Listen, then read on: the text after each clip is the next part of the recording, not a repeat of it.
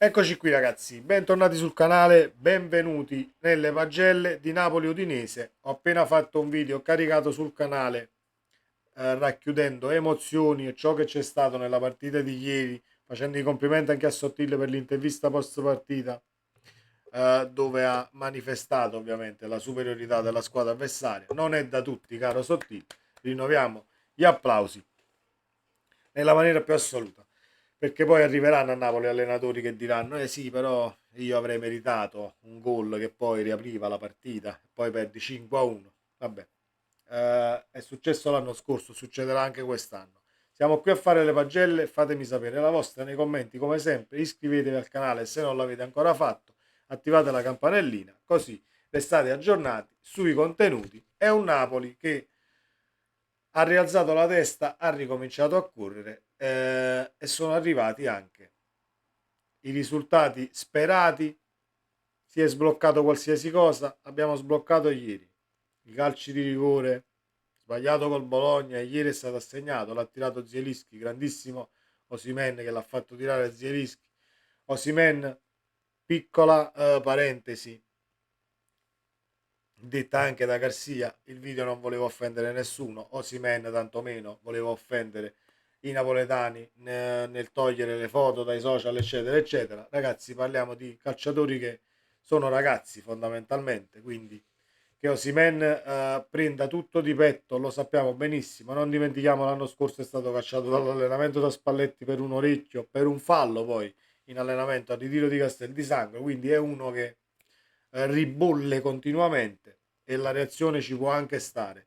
La cosa che non ci può stare è il pubblicare quel video e non avere il controllo totale della gestione dei social, cosa che ha già fatto il Napoli a redarguito senza far cadere la testa di nessuno al momento, però siete sotto osservazione, tra virgolette, come si dice.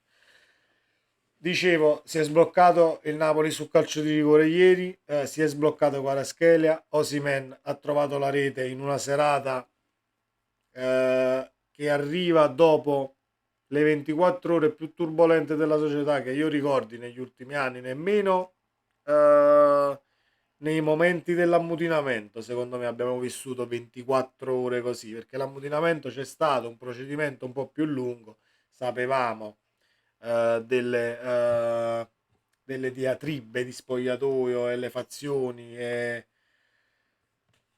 diciamo le spaccature che c'erano nello spogliatoio. Invece i fulmini a ciel sereno nelle ultime 24 ore sul TikTok di Osimhen, poi c'è stato ovviamente dopo il 2 a Garcia, fammi giocare con due punte, tutto un susseguirsi di eventi che negli ultimi 2 giorni potevano portare molto male. Ci voleva il gol, Osimhen lo trova con un grandissimo assist di Politano, uno dei migliori in campo ieri a mio avviso, ma poi facciamo le pagelle tra poco. Si è sbloccato Quara, il gol di Osimhen, abbiamo sbloccato i calci di rigore e mi auguro che ne sbagliamo quanti meno possibile perché non abbiamo una grandissima media realizzativa. Il Ciolito si conferma l'attaccante che va in gol o il gol che va all'attaccante in questo caso perché appena entra sa benissimo cosa fare e o 10 minuti o 5 o 15 il Ciolito ha sempre 2-3 occasioni per buttarla dentro, grazie anche all'apporto di un Lindstrom che abbiamo visto, per il quale la dico molto sinceramente, sono eccitato nel vederlo in azione. Ieri abbiamo visto qualche sprazzo di Lindstrom, ma ancora dobbiamo arrivare a quel livello di Super Saiyan che l'ha fatto spaccare mezza Bundesliga l'anno scorso. È un calciatore in crescita perché è in età molto giovane, quindi la maturità potrà arrivare quest'anno, l'anno prossimo a Napoli e sarà sicuramente uno spettacolo. Ci posso mettere la mano sul fuoco. Andiamo a fare le pagelle. Meret 6 e mezzo, una parata e mezza fatta. Abbiamo subito relativamente poco sul gol di Samarzic dove dobbiamo dare tutti i meriti al calciatore perché è fantastico quel gol. Parliamo di 3 metri e Samardžić ci fa una serpentina impressionante. Siamo caduti tutti. Poi possiamo dare la colpa a Nathan che cade, anche Sami sembra che stava lì. Non ci sono colpe perché là, fatta la prima finta, è andato in porto il primo dribbling. Il resto è una concatenazione di eventi perché sei sbilanciato e lui trova pan per i suoi denti perché abbiamo visto Samardžić come accarezza il pallone e se l'Inter c'era andato vicino non è perché Samardžić è scarso, tanto è vero che sarebbe l'ideale continuo di Zielinski a Napoli. Lunga vita a Piotr e mi auguro che Piotr si faccia altri 10 anni di calcio. La sto sparando grossa, però per dire mi auguro che resti a Napoli il più a lungo possibile. Però se vogliamo inquadrare un calciatore che ha le stesse caratteristiche, tocca il pallone come Zielinski, Samardžić è uno di quelli. Applausi al gol dell'Udinese nella maniera più assoluta. 6 e mezzo a Meret, una parata e mezzo e un'uscita nell'area piccola. Molto bene. Di Lorenzo 8. 8 Di Lorenzo. Se andiamo a scaricare la hitmap di Di Lorenzo, possiamo prendere il rettangolo di gioco e colorarlo praticamente per intero in arancione ed ecco fatta la mappa di territorialità dove ha agito il nostro capitano a tutto campo. 7 ad Ostigard, pieno, pieno, pieno, fermo, immobile davanti all'avversario che cercava il dribbling, guarda il pallone e se lo frega, sempre Ostigard nella maggior parte delle occasioni. Qualche uscita in avanti che va migliorata, ma va bene l'intraprendenza nel voler uscire palla al piede e creare quella superiorità numerica che può essere pericolosa con attaccanti come Osimhen lì davanti. 7 anche a Nathan nella maniera più assoluta, senso della posizione, mai una smorfia. Sembra che fisicamente, atleticamente, a livello di fiato non soffra nemmeno perché io non l'ho visto in affanno in nessun frangente. È vero che sono state 2 partite, Bologna e Udine, che a livello difensivo hai dovuto tenere botta la linea dritta e alta a centrocampo. Abbiamo subito relativamente poco, però in tutte le palle dove Nathan è stato chiamato in causa ha risposto presente. Dove sono le vedove di Kim? Perché Nathan è stato preso al posto di Kim e ahimè, secondo me, Rachmani e Juan Jesus, se questi due fanno un altro paio di partite così, si devono anche sudare il posto. Juan Jesus è un panchinaro e lo sappiamo, Rachmani è il titolare, vedremo poi come andrà a finire. Mario Rui 7 più, che è quasi un 7 e mezzo, ma sì, alti sono i voti perché alta è l'autostima quest'oggi. 7 e mezzo a Mario Rui. Spina nel fianco, ricomincia a funzionare la catena di sinistra, sovrapposizione col passaggio di Quara, stava anche andando in gol il nostro maestro della fascia sinistra, un piede educatissimo, lo conosciamo e non ha sbagliato praticamente niente. Anghissà 7. Dove eri finito, Frank Zambo Anghissà? Dove eri finito? Questo è l'Anghissà che conosciamo. È un Napoli più alto, è un Anghissà che quando lo vedi a sinistra è per dare un'altra soluzione al raddoppio di marcatura di Kvaratskhelia e non vederlo a sinistra vicino all'area di rigore nostra, perdendo praticamente tutta la linea del centrocampo, come è stato nelle uscite prima di Bologna. Ottimo così, 7 a Zambo, perfetto ed impeccabile nella partita di ieri. Così come Lobotka, 7 a Lobotka, centrocampo che funziona, interdizione, 4 recuperi degni di nota e ovviamente la qualità che ci ha sempre dato nel dettare i tempi e nel passaggio. Zielinski 8. È un bel vedere, Zielinski è un bel vedere, è il calcio, è la maturità, è diventato un trascinatore, batte il calcio di rigore con una freddezza incredibile, stava facendo un Eurogol a inizio partita con quello stop dove elude il difensore in area e ovviamente il tiro è andato alto, però giocata di fino di quelle lì che c'è da leccarsi i baffi. 8 a Zielinski, grazie Piotr che sei rimasto a Napoli, hai rifiutato la rabbia e lo dirò sempre, lo dirò sempre. Politano 8. Politano 8, nella maniera più assoluta. Una spina nel fianco, nessuno gli ha preso le contromisure e sono quei calciatori che diventano difficili da marcare perché ti viene sull'interno e si mette la palla sul sinistro. Può tranquillamente scendere sulla linea di fondo e poi rientra sul sinistro e crossa col sinistro perché il destro in quel caso è solo per camminare, ma non è un demerito, anzi, tanta corsa, 3 chiusure degne di nota nell'aiutare Di Lorenzo nella fase difensiva. Cosa gli vogliamo dire? 8 in pagella. Cosa gli vogliamo dire? Osimhen, 7,5 ad Osimhen. Partita difficile, periodo complicato, 24 ore horror. Risponde sul campo, non esulta e non ne facciamo nemmeno un caso perché è una reazione più che plausibile dopo quello che ha sofferto a livello mediatico prima di entrare in campo. Giusta la scelta di convocarlo, giusta la scelta di farlo partire titolare. Il campo ha detto la sua. 7,5 al bomber mascherato. Kvaratskhelia 8 più. È un 8, però ci voglio mettere il più davanti perché Kvaratskhelia ieri è stato il migliore in campo. E qui apriamo un attimo un piccolo discorso. È dall'inizio del campionato, senza andare indietro nel tempo, che si dice non segni da 246.000 giorni, non fa questo, non fa quell'altro. Sì, perché non lo fa? Perché?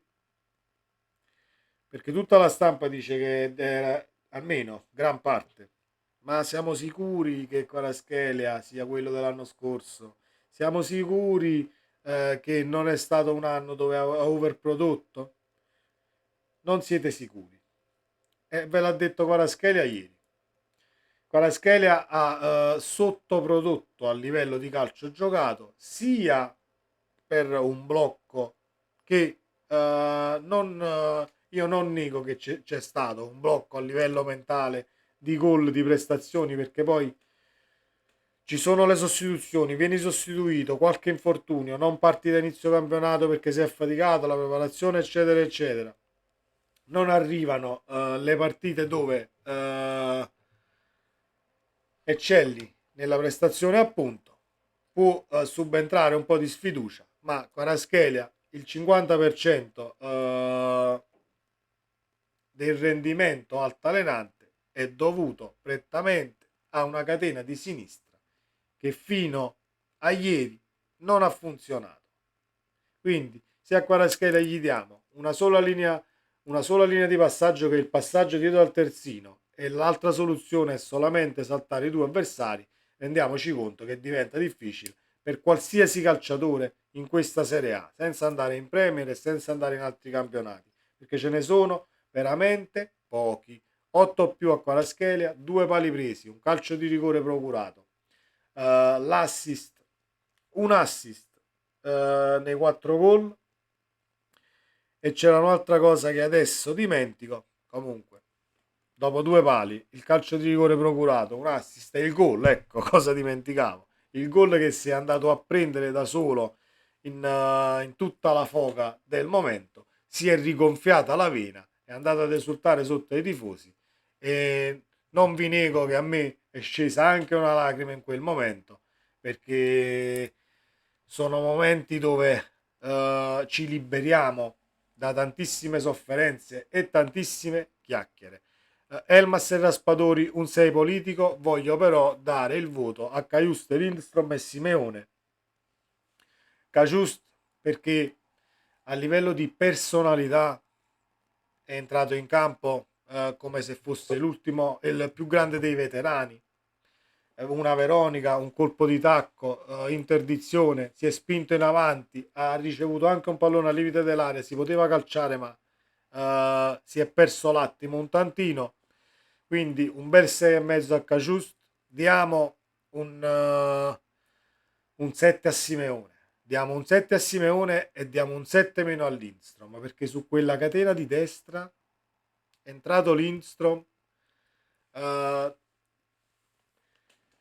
non è che non ho visto differenza con Politano, è un altro calciatore Lindstrom, è diverso per caratteristiche, però non ho visto, cioè non avevo la sensazione di poter subire con la sostituzione fatta su quella fascia, cosa che era un mio pallino vedere Lindstrom anche in fase di interdizione, perché a livello offensivo e palla al piede io l'ho già visto, l'ho studiato, ho consumato qualsiasi video informazione sul calciatore, non si discute, però in fase di interdizione poi per il gioco del Napoli serve anche che leggi l'azione, vai ad aiutare il terzino, torni indietro.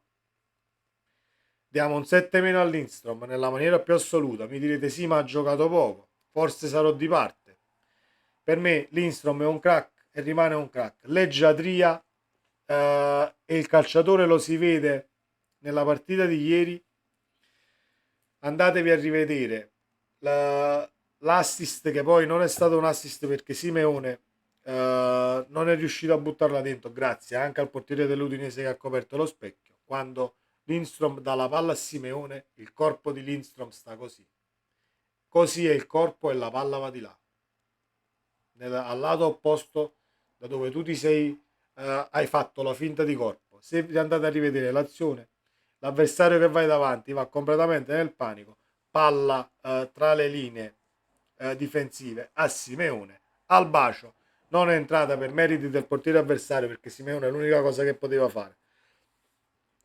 Appunto, dopo aver dato questo 7 meno a Lindstrom, non possiamo che dare un 7 meno anche a Simeone. Entra in campo e per i movimenti che fa ti crea 3 palle gol in 10 minuti. E lo fa da una vita, l'ha sempre fatto ed è sempre stato così. Ritorna il Napoli delle certezze, ritornano tutti i tasselli al proprio posto. Diamo anche un voto a Garzia perché vanno dette alcune cose non polemiche nella maniera più assoluta, anzi. Allora, caro Garzia, 7,5 in primis, in pagella a Garzia perché gestire una partita del genere come quella di ieri, dove dovevi far fronte a delle situazioni extra calcio che non portano mai a niente di buono e l'hai fatto alla grandissima. La sera prima sono andati a cenare nell'area VIP del Maradona dopo l'allenamento, cosa sacrosanta che andava fatta e complimenti per l'iniziativa perché davanti a un buon pasto caldo ci si può tranquillamente confrontare e dire la propria e dirsele poi tutte, cacciandole tutte fuori e arrivando a una soluzione che poi è il Napoli di ieri sera. Quindi, cosa che andava fatta, abbiamo fatto più gruppo di 48 ore fa nella maniera più assoluta. Hai fatto sicuramente un passo indietro a livello tattico senza che ci prendiamo in giro perché lo si è visto. Il Napoli di ieri sera ha fatto un passo indietro e si è rimesso i vestiti dell'anno scorso e ringraziamo Garzia nel caso avesse messo quel tantino di presunzione, chiamiamola così, ma non in maniera dispregiativa, da parte, perché il Napoli ha bisogno di questo. È una squadra funzionale per questo tipo di gioco. Snaturandola prendiamo imbarcate da tutte le parti e facciamo brutte figure con qualsiasi avversario, al di là della caratura, perché poi si slegano le linee e prendi imbarcate in lungo e in largo. Quindi un 7,5 a Garzia e al quale va fatto comunque un complimento particolare da parte mia perché non credevo che si potesse tornare un tantino indietro viste le conferenze stampa fatte in passato. Altro punto da annotare, la conferenza stampa post partita non ha una parola fuori posto. Cominciamo a parlare con il noi, caro Garzia, perché è quello che serve. Noi facciamo così, noi abbiamo perso, noi non abbiamo imbucato in quella situazione, noi abbiamo sbagliato il calcio di rigore, perché Napoli non è una piazza che ha bisogno dell'io e del voi, nella maniera più assoluta. Ci vediamo nel prossimo video, ragazzi. Mi auguro di aver detto tutto e dato i voti a tutti quanti, sì, Elmas e Raspadori un 6 politico perché non ci sono stati degli spunti per poter dare un voto totalmente pieno. Sì, sempre Forza Napoli, Napoli Udinese 4-1. Bentornati a tutti quanti. Ciao.